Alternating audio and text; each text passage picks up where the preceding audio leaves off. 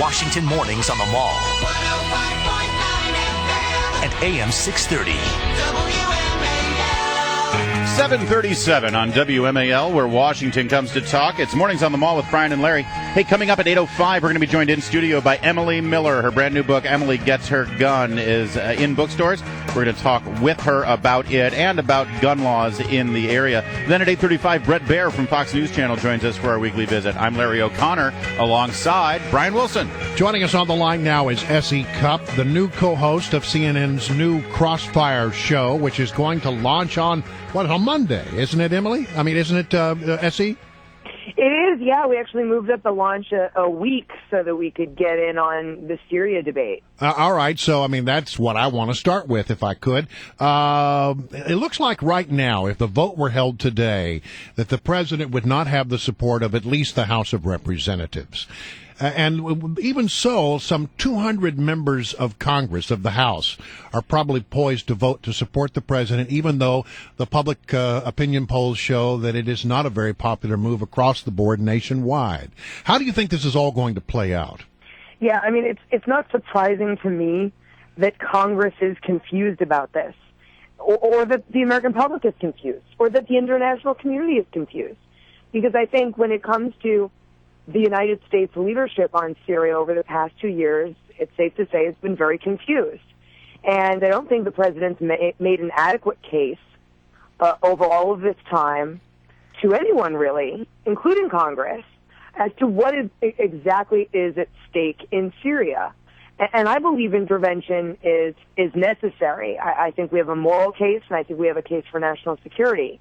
But the way that the president's gone about selling that case and strategizing this war and setting goals and objectives for this war, I don't know why anyone would support it. I completely understand the confusion of everyone. Well, you say that you think a case can be made and that you would be in favor were you taking a vote. But here's the thing. A lot of people, when they argue at the other side of this equation, they say, look, well, hold on a minute. Why are we in this position in the first place? It's because the President of the United States said more than a year ago that there's a red line. He drew a red line, and now we have to back him up. A lot of people say, I don't feel like we really need to back him up. Well, he did set a red line, and it's baffling to me now that he's trying to unown that red line. We heard him in Sweden this week saying that it wasn't my red line, the world set a red line, and I'm not sure why he's so ashamed of supporting and defending proudly a red line against dictators gassing their own kids. I mean, if I were him, I'd get out and I'd say, you're damn right that was my red line, and I'm asking for the world to support me in defending that red line and committing to that red line and answering that red line. I think that's wholly moral, and that would be a really sort of motivating message. But these half measures and half reasons.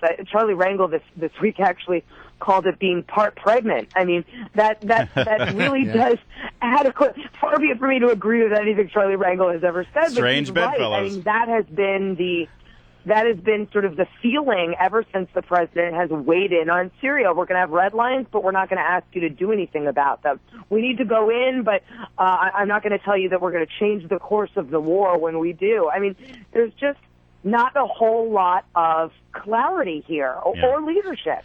Our guest is S.E. Cupp. She's the new co-host of CNN's Crossfire, which will reboot this Monday at 6:30 p.m. And good morning, S.E. Good morning. I'm worried. Now, I'm not worried about you. I know that you will be able to hold your own with Van Jones and Stephanie Cutter. Here's what I'm worried about, S.E., and I want you to assuage my fears. Okay. Newt Gingrich, Stephanie Cutter, Van Jones, they're so beltway, they're wonky, they're always going to focus on what's going on in this little 3-mile radius in Washington, D.C. But I know you, S.E. I know you would much rather talk about what you're hearing from the real people when you go to see your beloved NASCAR races. Or like our dearly departed friend Andrew Breitbart, you want to focus on what is coming in our culture, what's happening in Hollywood, and how that's affecting real people's lives, not, this whole political theater happening in Washington. Are you going to be able to have some influence on the topic selection on Crossfire, so it's not always about Boehner and Obama? Yes, let me allay your fears. I understand your fears completely. I had them as well when I contemplated doing this show. One, believe it or not, Van Jones is actually not very Beltway. He lives in L.A. He's not moving here. He's very much in sort of the, I'd say, activist kind of milieu. Oh, I think that's putting it gently. I think that's a fair assessment, yes. He's concerned with what's going on. He's very disillusioned about D.C. He did not have a good experience the last time he lived in Washington, D.C. So I think he's also interested in having those kinds of conversations that that aren't ones that only Beltway people can understand.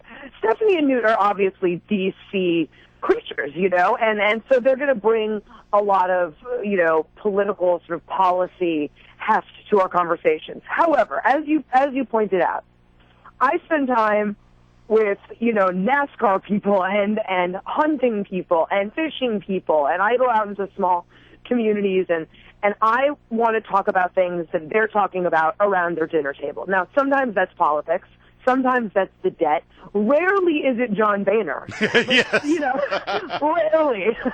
But they're also talking about culture and faith and sports. And we want to have those conversations. We've all agreed that those conversations are just as important as Capitol Hill conversations. So you better believe that we're going to talk about, if we were on the air 2 weeks ago, we would have done the Alex Rodriguez PED story. I mean, and maybe a little bit about Miley Cyrus, I'm thinking.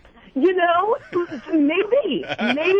I am not above a Miley Cyrus story. There you go. So we'll get to all of it. You get Newt Gingrich to weigh in on NASCAR, and I think you've got something. And twerking. We want Newt's opinion on twerking. You would tune in to watch that. Yeah, I would. Listen, Thanks, thank you Essie. so much. Listen, good luck with the launch, okay? Sure. Thanks, guys.